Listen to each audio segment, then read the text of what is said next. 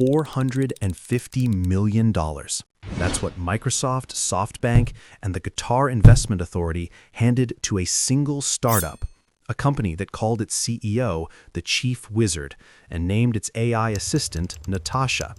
Natasha, they promised, could build you a fully functional app faster than any developer team on Earth, cheaper, cleaner, no technical knowledge needed. The pitch was so airtight, so irresistible, that by 2023, this company was valued at $1.5 billion, a unicorn, the third most innovative AI company in the world, according to Fast Company magazine. EY named its founder the UK Entrepreneur of the Year. At Davos, he was throwing parties while the global elite queued to shake his hand. Then, in May 2025, a creditor walked into their bank account and took $37 million. 6 days later, bankruptcy. And when investigators finally looked under the hood of this AI revolution, there was no neural network, no machine learning, no Natasha. There were 700 people in India typing manually in real time, pretending to be a machine. The AI had never existed, and the man who sold the dream had a warrant out for his arrest back home. Before any of the money, before any of the investors, there was just a man with a very good story.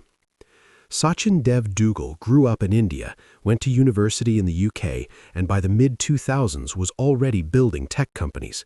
He had the kind of energy that filled a room. Quick, articulate, always the most interesting person in the conversation. He gave himself the title Chief Wizard, not Chief Executive, not Founder, Chief Wizard. And somehow, nobody laughed. They leaned in. In 2016, he launched a company called Engineer.ai, later rebranded Builder.ai, with a promise so simple it almost felt stupid. Building an app, he said, should be as easy as ordering a pizza. You describe what you want, the AI handles the rest. No developers, no technical knowledge, no waiting 6 months for a software agency to overcharge you and disappear. Just tell Natasha what you need, and it gets built. The timing was perfect. The world had just watched AI eat chess, then Go, then every image recognition benchmark ever invented. The idea that it could now eat software development didn't seem far-fetched. It seemed inevitable. Investors who had spent years looking for the next transformer moment started calling. By 2018, he had raised his first major round. The pitch deck was tight, the vision was enormous, and Duggal himself, charming, polished, draped in the language of inevitability, made you feel like you were late to something if you didn't write the check right now. What nobody asked, not loudly enough anyway, was a very simple question. Has anyone actually seen this AI work? Here's what nobody outside the company knew. When a customer typed their app idea into Builder.ai's platform and hit send, Natasha didn't think. Natasha didn't generate. The request traveled from a server in London to an office in India, where a human engineer read it, opened a code editor, and started typing, manually, line by line, the same way developers have always built software. And there were 700 of them doing this every single day. But the operation wasn't just deceptive, it was theatrical. Those engineers were reportedly instructed to send their updates and communications only during UK business hours so that clients would never suspect the work was happening in a different time zone. They were told to strip any Indian English from their messages, no colloquialisms, no traces. The illusion had to be seamless, a faceless AI assistant that responded at the right hour, in the right dialect, in real time. The apps they built often didn't even work properly. One client reported that a basic inventory app crashed whenever it held more than 50 items. Others described outputs that were buggy, slow, and nothing like what had been promised. But by then, the money had already changed hands. And here's the part that should make every investor's stomach turn. The Wall Street Journal found all of this out in 2019, 6 years before the collapse. They published it. The world had access to it. And then, nothing happened. The company raised another $250 million anyway, because the story Duggal was telling was simply too intoxicating to fact-check. The 700 engineers were the secret, but even they weren't enough to keep the numbers looking good. See, there's a rule in the startup world that nobody says out loud, but everybody knows.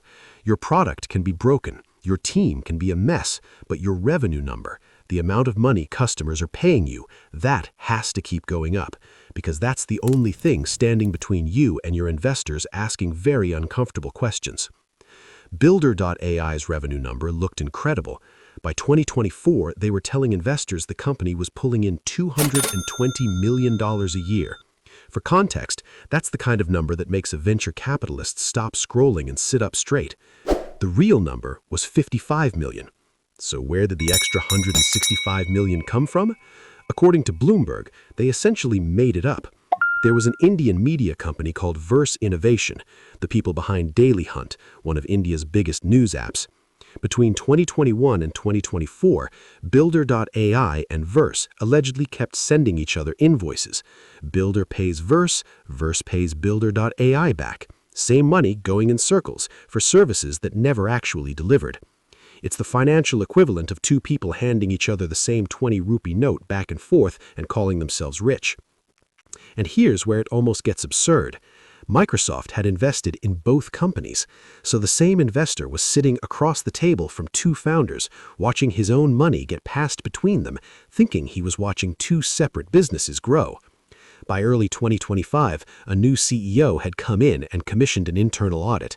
What they found was this: $80 million owed to Amazon Web Services, $40 million burned every single quarter, and just $5 million left in the bank, barely enough to last 6 weeks. The U.S. Attorney's Office had already subpoenaed their records. The question was no longer if this would collapse, it was just who would get out first. On the evening of May 20th, 2025, hundreds of Builder.ai employees from London, Delhi, Los Angeles, Dubai, and Singapore all joined the same video call. The new CEO, a man who had only been in the job for 3 months, told them the company had run out of money. They were all being let go, effective immediately. One former product manager found out he no longer had a job while he was still on a client call. He had to hang up mid-sentence and figure out what just happened. These weren't the fraudsters. These were the engineers, the designers, the project managers, the people who had joined because the pitch genuinely excited them. Some of them had moved countries for this job. And when the company collapsed, it didn't just take their salaries, it took the apps of every customer still on the platform. Client data, half-built products, months of work gone overnight. A bakery owner who had spent weeks trying to get a simple ordering app to work found out there was nothing to salvage. Meanwhile, the man at the center of it all, Sachin Dev Duggal, had already quietly stepped down as CEO 3 months earlier. He kept his board seat, he kept his title, Chief Wizard. And back in India, the Enforcement Directorate had already named him a suspect in a separate money laundering investigation tied to an electronics company called Videocon. He had reportedly ignored a summons in 2022. By 2023, a Delhi court had issued a warrant. He denies all of it and is appealing, but the detail that stings most is this: his investors knew about the warrant before they wrote their final checks, and they wrote them anyway. That is the real story inside this story. Not just that one man lied, but that the entire system around him, the investors, the auditors, the board, the media, chose the dream over the diligence.